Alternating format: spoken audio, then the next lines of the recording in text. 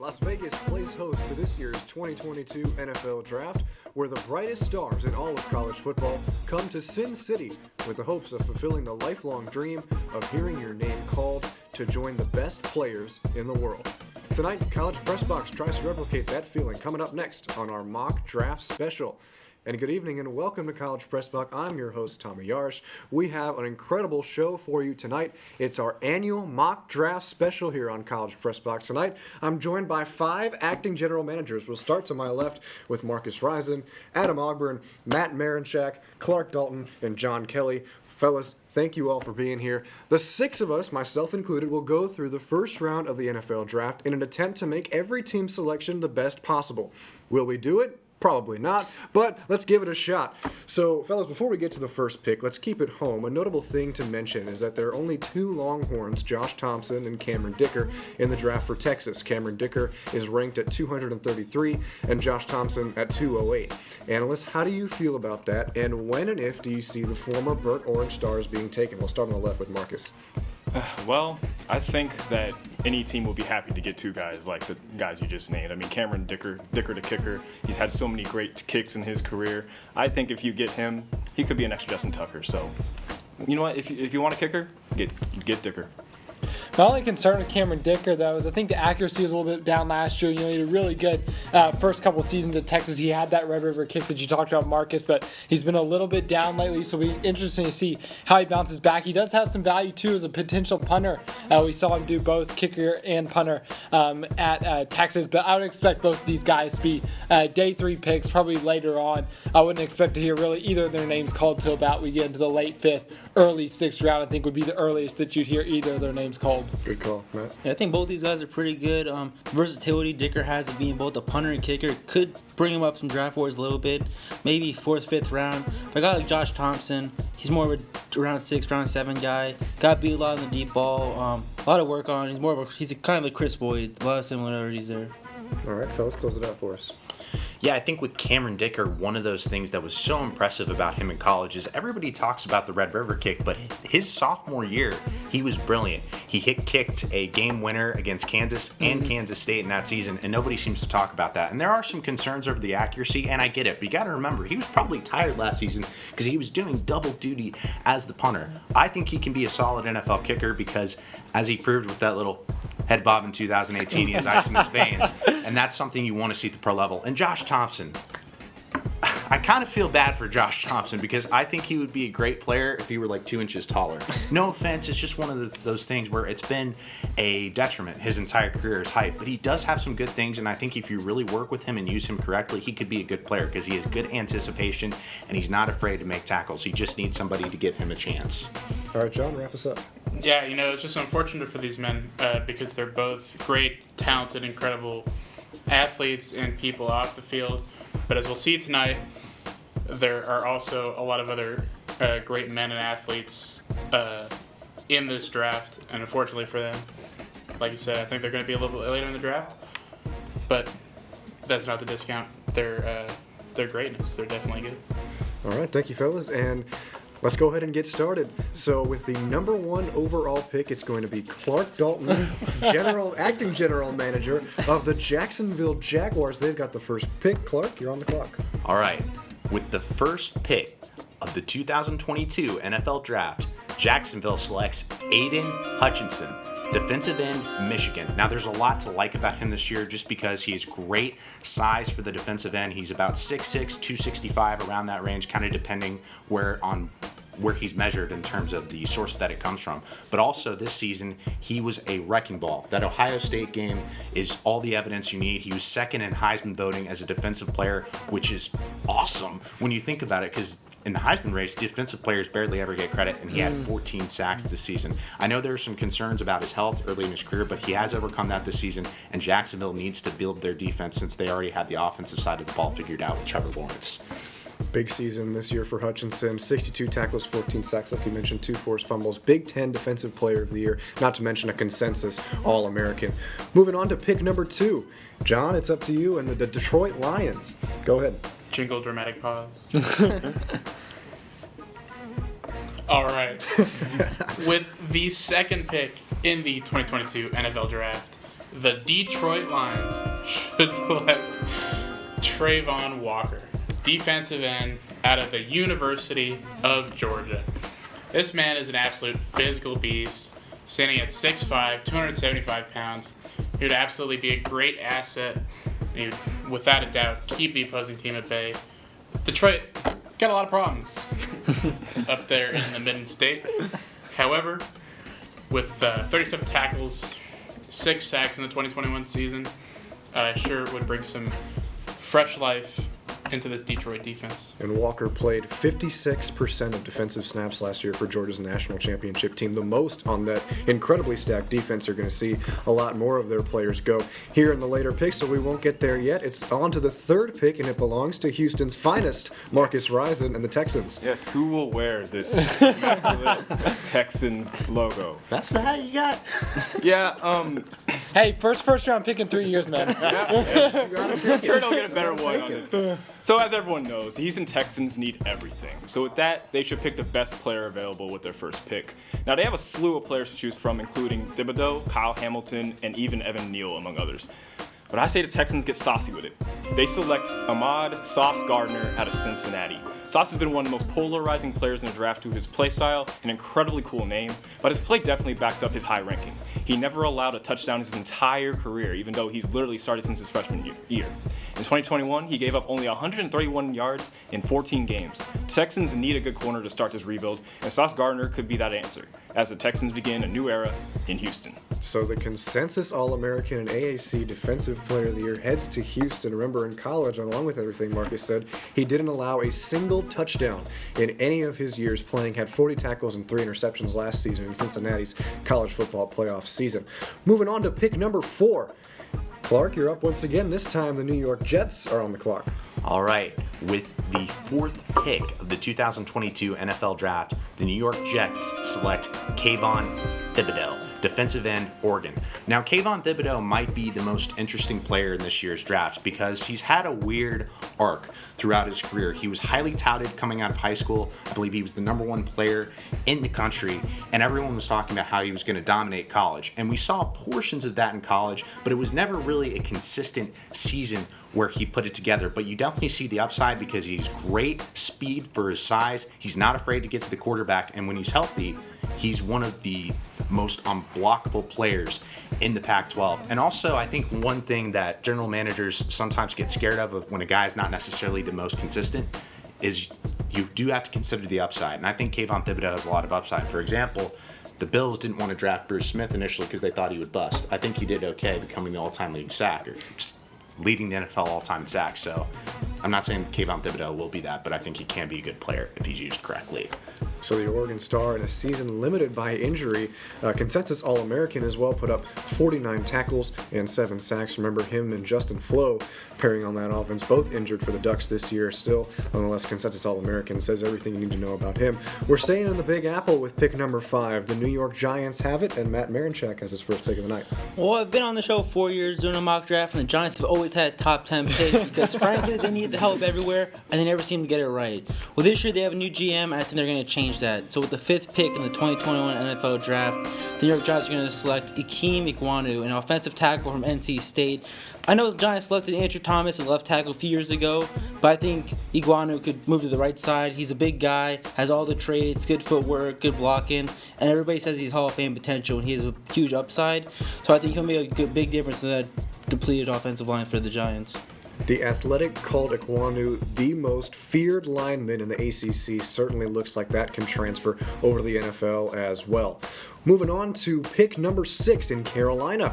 Adam, your first pick of the night for the Panthers. Yeah, the Panthers, they need a quarterback, but I don't think it's going to come in this draft. Number 6 is simply too high for them to take a quarterback. So I'm going to keep that run of offensive tackles going. I think the Panthers really need to look to shore up that offensive line. So with the 6th pick of the 2022 NFL Draft, the Panthers are going to go with the drafting of massive Alabama tackle Evan Neal. Neal, he's been touted as a potential #1 pick earlier this year, and after a consensus All-American season last year in 2021 with the Crimson Tide, and after anchoring their offensive line, I think the Panthers really could fill a key hole. They have Taylor Moton holding down the fort at right tackle. I think that Neal can come in solidify the Panthers at left tackle, protect whoever their quarterback's going to be. Is it going to be Sam Darnold again? Protect his blind side and give the Panthers some stability up front. If you're going to get a great quarterback on your team, you need good protection, and the consensus All-American, as you mentioned, played 3 different positions last year on the offensive line for the Crimson Tide, and he was the leader of the number 6 scoring offense in the nation. Good pick there, Adam. Moving on to number 7, back to you, Matt, on the Big Apple. The Giants, once again, 5-7. Yeah, the Giants have another pick thanks to the Bears having a bad season this year. But they like I said before, they need help everywhere. They're not very good.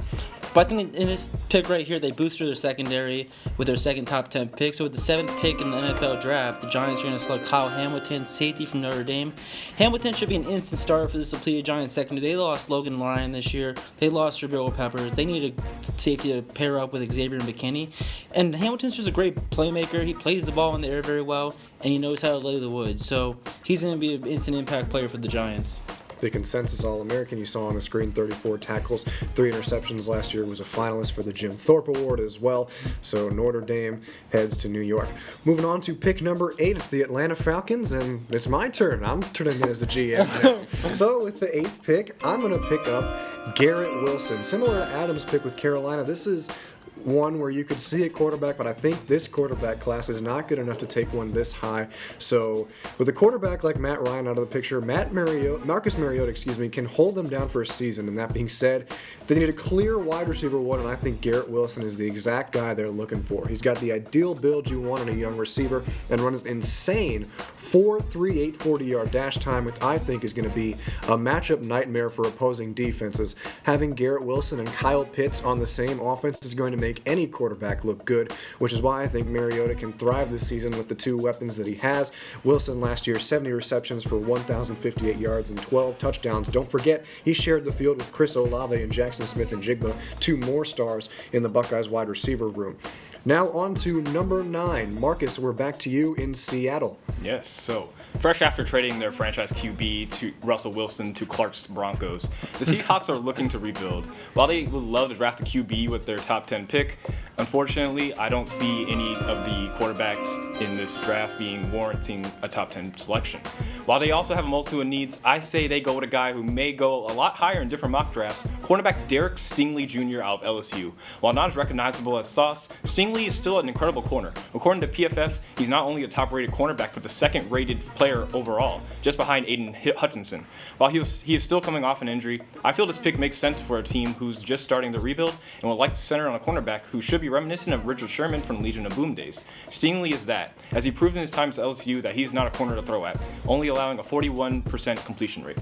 You talk about the Legion of Boom, you stole the words out of my mouth. I was going to say this could be the stepping stone to building something like that back up. He's played in just 10 games over the course of 2 years, but back in 2019 on that national championship team, he was a consensus All-American as a freshman.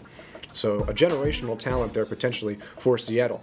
To pick number 10, the New York Jets are back up, and Clark Dalton is back up. Yeah, great pick by Marcus. That's a tough one to follow. But with the 10th pick of the 2022 NFL Draft, the New York Jets select Chris Olave, wide receiver from the Ohio State University.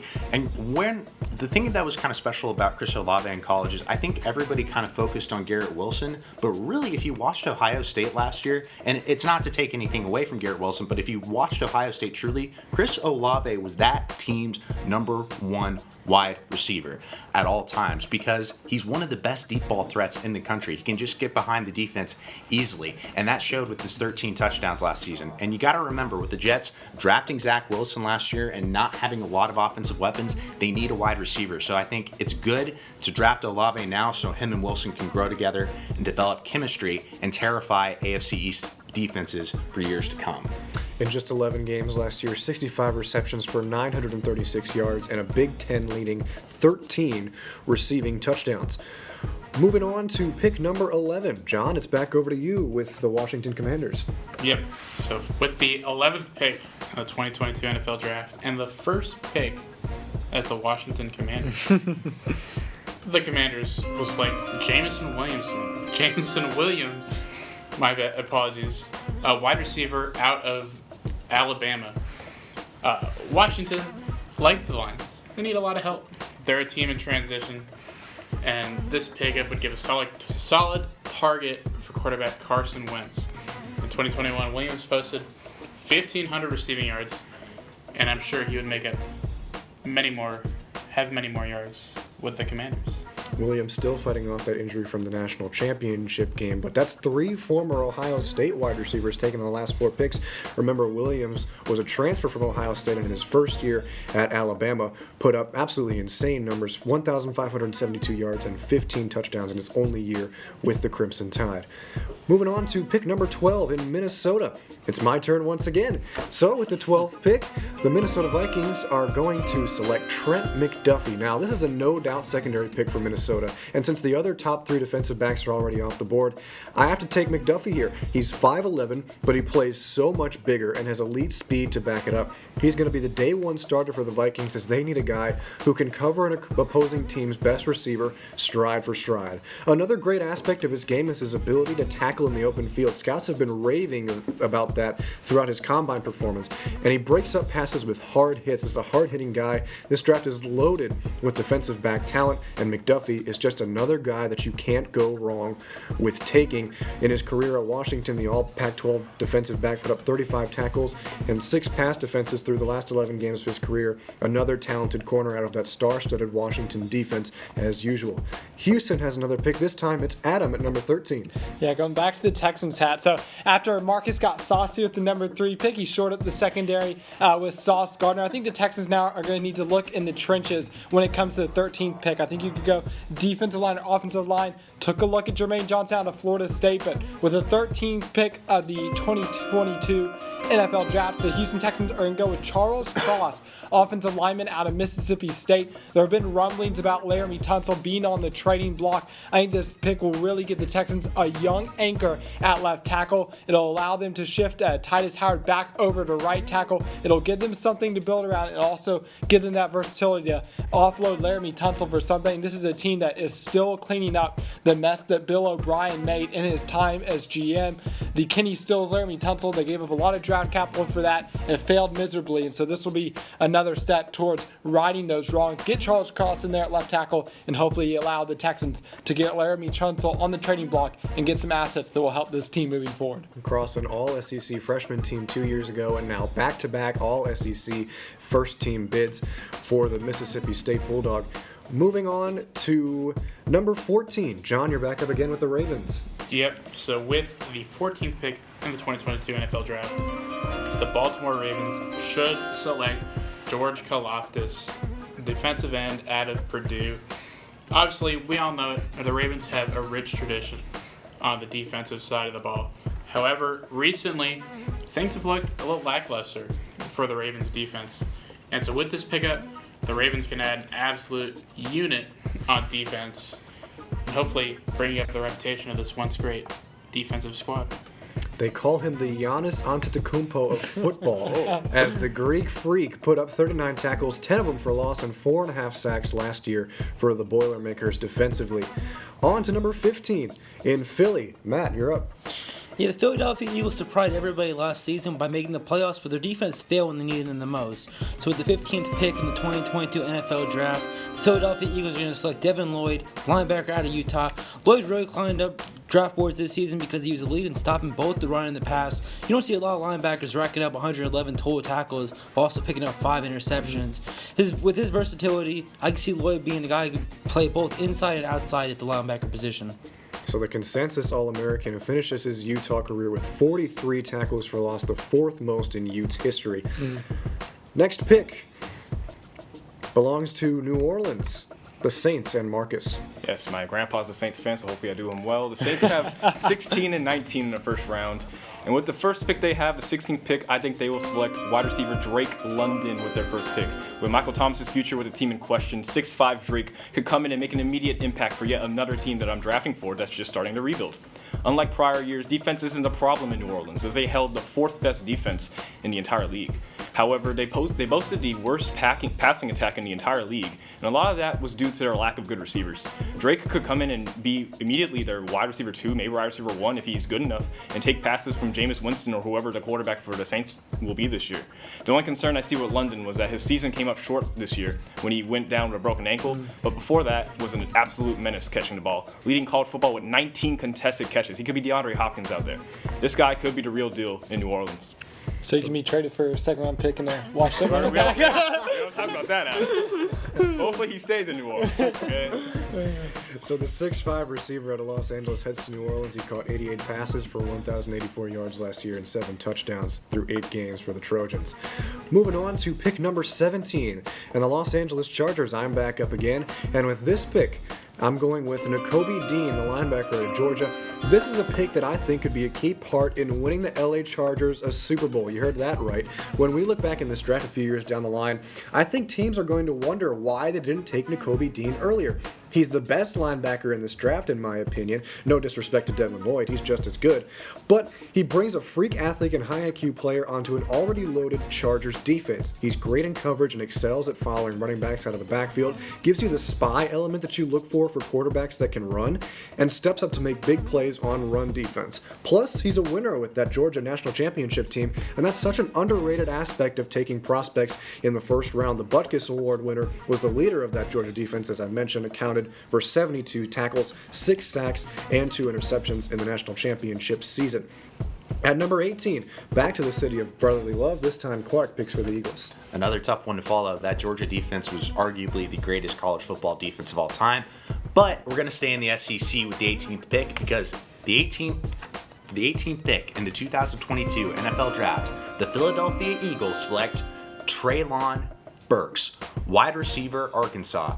Now, Treylon Burks isn't necessarily as explosive as a Garrett Wilson or a Chris Olave or Drake London, but one thing that I think is kind of an underrated element about him is his physical build, because he's 6'3", 225, and that'll allow him at the next level to be physical at the line of scrimmage, and that'll make it easier for him to get open. You got to remember, NFL defensive backs, they're mean, they like to get in your grill and sort of get in your head a little bit, and if you have a guy who can just kind of get past that and break away easily, that's a huge asset. And another thing with the Eagles is he's a good complement to Devontae Smith, because Devontae Smith is kind of a skinny, wiry guy who's more of a deep threat. Well, Burks is sort of somebody you can throw checkdowns to, he can get yards after the catch, and he really impressed me at Arkansas. I thought if he were in another system, he could have produced even more, because Arkansas didn't throw the ball all that much with KJ Jefferson and Sam Pittman in college. This is an Eagles team that hasn't gotten exactly what they've looked for out of guys like Jalen Reagor a few years ago, drafting him in the first round. Some Treylon Burks coming off his breakout year with 66 receptions for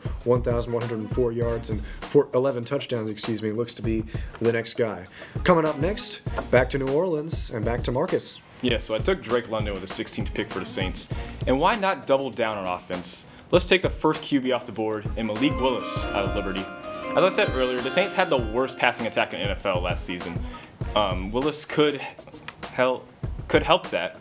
While he's a project, the Saints do still have Jameson Winston, who could start this year and be the Alex Smith to Willis's Patrick Mahomes. At this point, the Saints could use a young QB to at least build around for the future in case the inconsistent Winston fails to live up to par this season. There's a reason why he's the first QB off the board, as he's an electric playmaker, throwing 27 touchdowns as well as running for 13 touchdowns as well. This will be different for New Orleans, as they've spent the last decade relying on the arm of the immobile Drew Brees. With Willis, you could get a versatile quarterback who could be a problem in the NFL. At 19, we finally get our first quarterback taken. Yes. Dual threat Malik Willis, the Liberty Star, accumulated 3,735 yards and 40 touchdowns of total offense in an outstanding year last year. To pick number 20 we go. It's Pittsburgh. Adam, take it away. Well, now the run of quarterback starts. After the retirement of Ben Roethlisberger this past season, the Steelers, they need a quarterback. Although they just missed out on Malik Willis, who I think is a really promising prospect. Luckily for the Steelers, hometown kid, Kenny Pickett is still available. There are a lot of concerns over his hand size and combine, but I think with the 20th pick of the 2022 NFL Draft, the Steelers will go with Kenny Pickett. He's arguably the most NFL-ready quarterback in this draft. He threw for 4,319 yards with the Panthers last year. 42 touchdowns and just 7 interceptions. He led Pitt to his first conference title in 11 years.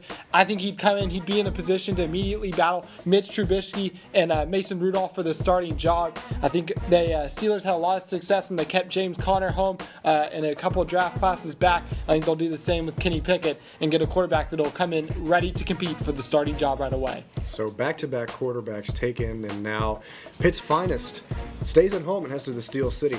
Moving on to pick number 21. It's New England, and it's Matt Marinchak. Yeah, so a year ago, the Patriots invested their first-round pick in Mac Jones. They played pretty well. I believe they made the playoffs, if I'm not mistaken. They did. But the only problem is that due to free agency, they lost 2 stars on the offensive line. You got to protect your franchise guy.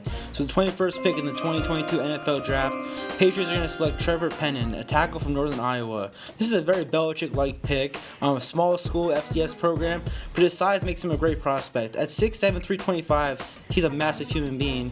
He has good technique, lays the pancakes out, gets those impact blocks. He's going to be a great impact blocker down the road for the Patriots. So the Northern Iowa legend goes to New England. He was given a 99.9 run blocker grade by PFF, and although it was mainly against FCS competition, that is the highest rating ever recorded. So Trevor Penning looks like he could be a problem in a run-heavy offense like the Patriots have. On to pick number 22. It's the Green Bay Packers. Clark, go ahead. Matt, FCS? We want to stay in the FCS? Let's do that. With the 22nd pick of the 2022 NFL Draft, the Green Bay Packers select Christian Watson. So I think this is going to be a little bit more of a project. It's kind of similar to another North Dakota State prospect last year who might be pretty good this year, Trey Lance. We know that North Dakota State can produce NFL players. Even though Carson Wentz has had ups and downs in his career, he's proved that he can play at an elite level, and I think this is another guy that can fit into the Packers system. And the Packers need a wide receiver desperately because, well, Devontae Adams, he's not there anymore. So I think it's one of those things where, yes, you're going to have to work with the kid, but really invest in him and see what you can get out of him. And anyone who plays with Aaron Rodgers is better immediately because they're playing with Aaron Rodgers. And the Packers are known for taking guys who may be a bit underdeveloped, maybe not ready yet, and turning them into superstars. So the second team, AP All-American, finished 4th in NDSU history, averaging 20.38 yards per reception, and brings a valuable talent as well to the table for Green Bay as a kick returner. You always love seeing those guys who can play special teams as well as offense. Now to number 23. In Arizona, I'm back up, and I'm sticking with the Georgia defense. I took Nakobe Dean earlier. Now I'm taking Jordan Davis, the big fella on the defensive line. In all honesty, you could just pick the entire Georgia defense to play in the NFL. They all seem ready. And one of the guys who I think is going to break away right away is Davis. The 6'6", 341-pound machine is quite literally the definition of a nightmare if you're an offensive lineman, and you definitely need to double him. His athleticism at his frame is elite, and he runs an unfathomable 4.78 40. That is terrifying to think about, which is going to make it very difficult to run the ball against. If the Cardinals, and if he gets anywhere near a quarterback, just good luck getting away from him. The Bulldogs' big man, an all-SEC first-team member, tallied 32 tackles and 5.5 for loss, and even added a rushing touchdown last season, a la Refrigerator Perry. Now moving on to pick number 24. It's the Cowboys and John Kelley. Okay. I thought you were going to say take it away. My bad. Take it away. The 24th pick in the 2022 NFL Draft, the Dallas Cowboys, America's team, selects Tyler Linderbaum out of Iowa. You know, as a former offensive lineman, I know what it means to set back and block some people. And I don't think I've seen many people in this NFL Draft class do that as well as Tyler Linderbaum. You always need protection. It's one of the most important parts of an offense. And Tyler Linderbaum would be a great pickup for Dallas to help protect Dak Prescott. So a match. Injury man. Dallas Cowboys have tough luck with injuries at quarterback. So a match made in heaven somewhat, as the Cowboys are a notoriously offensive lineman-friendly NFL team, and Iowa has a long history of producing elite offensive line talent. The consensus All-American is headed to Dallas. At number 25, we're getting closer and closer to the end of the first round. Marcus, And the Buffalo Bills are on the board. Yes, my secondary team and the Buffalo Bills are a piece away from being Super Bowl champions. Whether that piece is Von Miller is yet to be seen, but in the meantime, why not bolster your secondary a bit?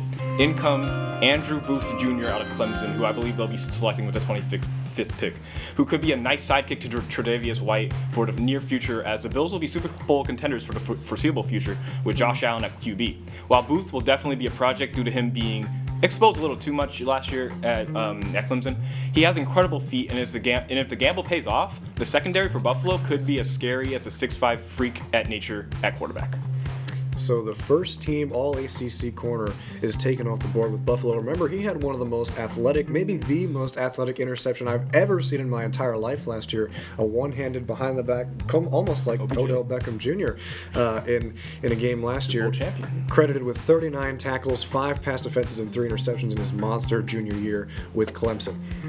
Moving on to pick number 26. Adam, you're up with the Tennessee Titans. Yeah, the Titans fell victim to the red-hot Bengals last year in the playoffs. They've had some movement this offseason on the offensive side. Julio Jones walked away, but they did get a replacement for him in a trade with the Rams for Robert Woods. So I think with Tyler Linderbaum going a couple of picks earlier, I think with Matt taking Northern Iowa's Penny off the board, I think the Titans are going to go with the best available player in the draft, and that is Jermaine Johnson, defensive end out of Florida State with the 26th pick in the draft. There's been a lot of variability between draft analysts with where Johnson will be selected. There's some that are saying he's a top 10, top 15 prospect. Others are having him slide more to the 20s, but he was at 12 sacks last year for the Noles. He was the ACC Defensive Player of the Year. I think he can come in for the Titans and slot in across from Jeffrey Simmons. I think they could create a dynamic duo on that defensive line for the Titans, create some problems for the quarterbacks in the AFC South.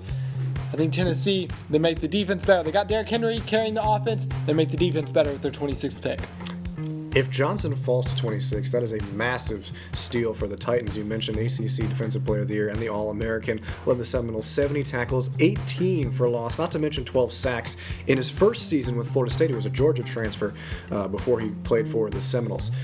Now on to Tampa Bay. They just got Tom Brady back, and now Matt's got a draft pick for him.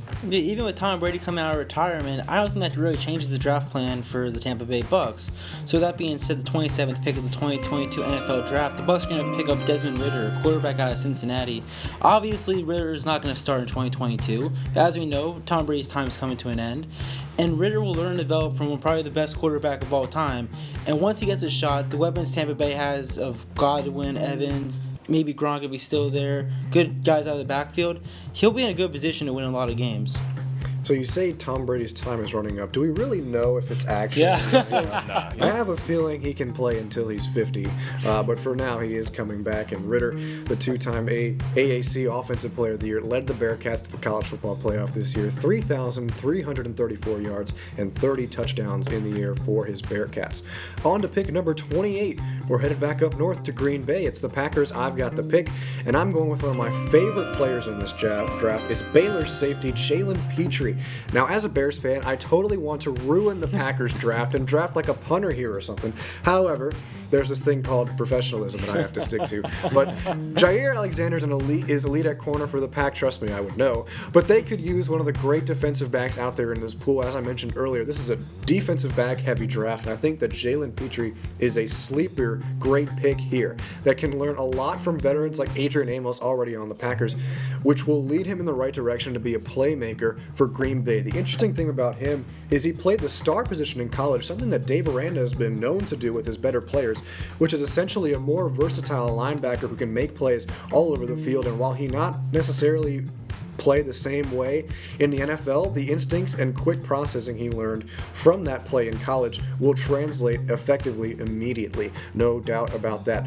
Kansas City has the 29th pick, and Adam Ogburn takes it for him. Yeah, the Chiefs, they have the luxury of actually having back-to-back first-round picks here with pick number 29 and pick number 30. And with the 29th pick of the 2022 NFL Draft, I think they're going to look to add to the defensive end position with the selection of Minnesota defensive end Boye Mafe. The Chiefs don't have anyone notable outside of Frank Clark, who only had 4.5 sacks a year ago. And so I think they're going to take Mafe, who really bursted out for Minnesota last year. He can play offensive linebacker, or outside linebacker, as well. He led the Golden Gophers with 10 tackles for loss and 7 sacks a year ago. He had an impressive 4.53 40-yard dash to the NFL Combine, so he's got a lot of athleticism.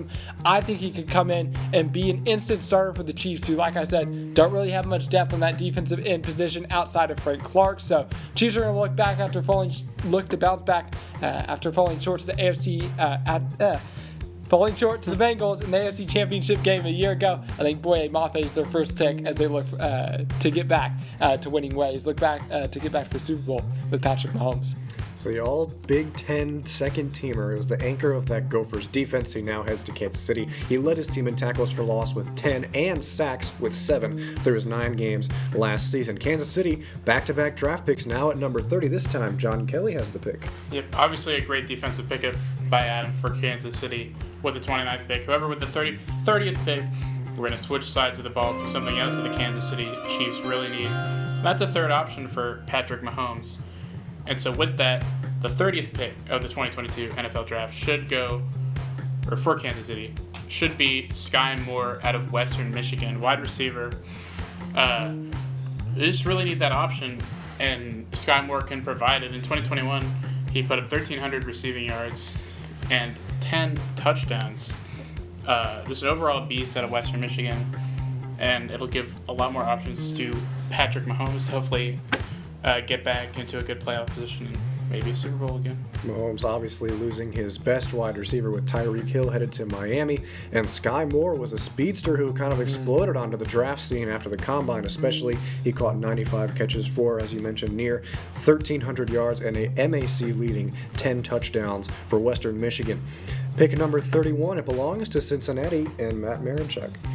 Well, last year, nobody thought the Bengals were going to make the Super Bowl. After they drafted Jamar Chase over a lineman, everybody gave him hate for that because they wanted to protect Joe Burrow.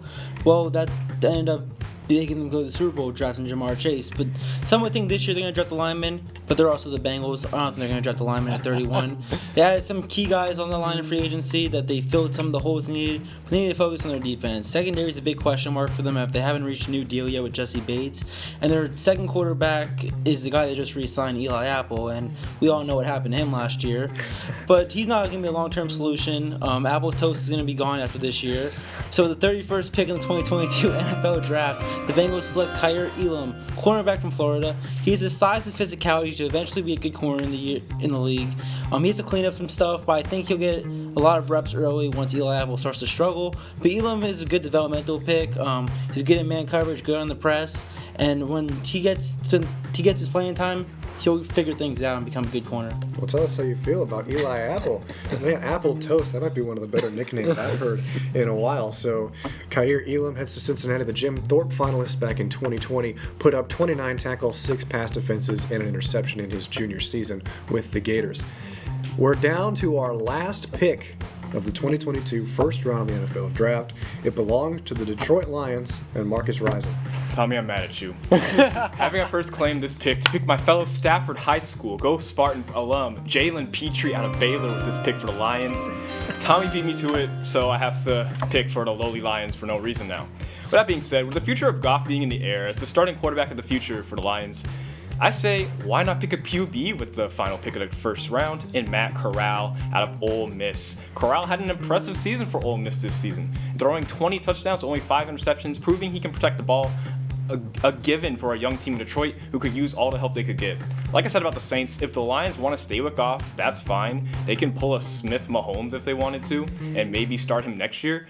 I think picking a QB this late, while you already have picked a great defensive player in Travon Walker at 2, is an understandable pick. Well, I'm sorry for taking your high school sweetheart, but No. I don't think Really you went wrong with this pick. I mean, the Ole Miss star coming off back-to-back 3,000-yard passing seasons, not to mention 59 touchdowns in that same time span. All I'm saying, Jalen Petrie didn't score 59 touchdowns in 2 years. So you got a good pick there. And that's going to wrap up our mock 2022 NFL draft. We only did the first round. If we did all 7, we'd be here all night. But nonetheless, that was a great draft. So with that being said, who do we think had the best picks? We're going to start on the left again with Marcus. Well, considering you picked my man Jalen Petrie, Tommy, I'll go ahead and go with you. You had some really nice picks out there, especially the Jalen Petrie pick. I like you picked him, and I think he's going to be a steal in this draft after watching him for 3 years in high school. Also, a pick such as Nakobe Dean, who, like you said, could be a championship piece for the Chargers, as well as solid picks such as Garrett Wilson and Trent McDuffie. I think you did a solid job. I appreciate it. Adam, how about you? I'm going to go with my fellow H-Town man, Marcus. I think he got two teams that really need a quarterback, the Saints and Lions. He got the Saints Malik Willis, who I think might be the best quarterback in this draft long term. He's got the rawest, I think, athleticism. He has the best physical traits. It'll be interesting to see how he develops. And then getting the Lions, I like that. The Lions, they have that late first round pick. Number 2 is way too early to have a quarterback. I like waiting until number 32, get an interesting pick in Matt Corral. And then I think Andrew Booth Jr., that's an interesting one for the Bills. Tre'Davious White, he's coming back from an ACL injury he suffered on Thanksgiving. So Booth Jr., he could be a key piece of that Bills secondary this year. So, Marcus, I like what you did there. A couple of really good picks, and then fingers crossed that Texans pick. Hopefully they can get it right in this draft. Both of them. Hopefully both of them. Yeah. All right, Matt, how about you? Well, Adam stole on my thunder. I was going to say Marcus. I'm still going to say Marcus, but to add on to what Adam was saying, I like how you picked Drake London to pair with Malik Willis. Gives the Saints a new look of offense. We don't know if Michael Thomas is going to come back. We don't know his situation. But then also with the Texans, giving them a lockdown corner with Sauce Gardner because the Texans need all the help they could get.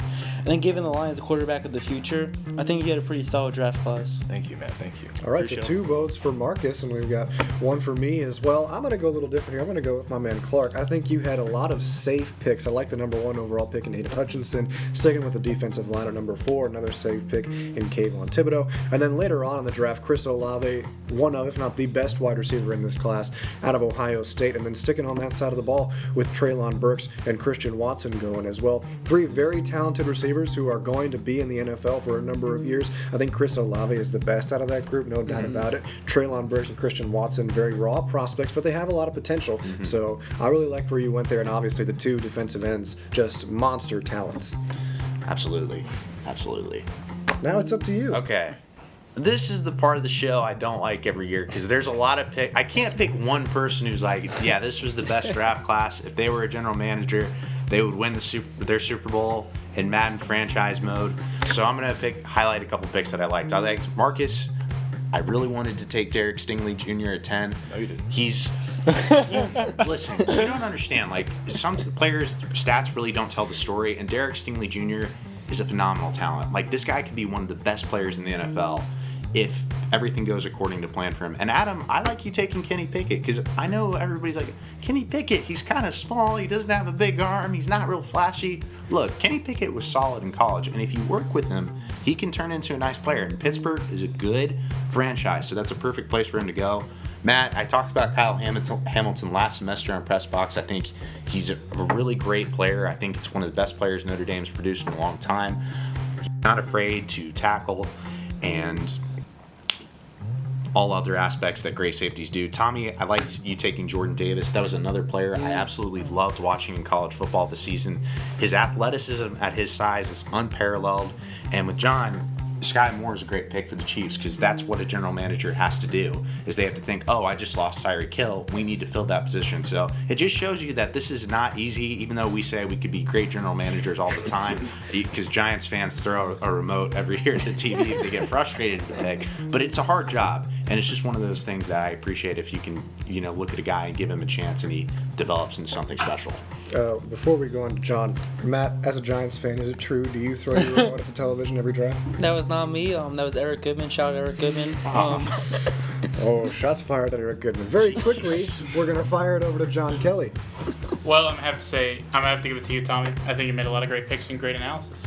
Well, thank you. I appreciate it. So Marcus and I tied for potentially being the GMs of the future. Yes. So Chicago Bears, I'm here. I know you just got a new one, but still, I know Texans. Hey, you know what? Yeah, about to graduate. Don't have a job yet. There you go. I think they need it more than the Bears do. If I'm being completely honest. Oh, they do. Definitely. Yeah.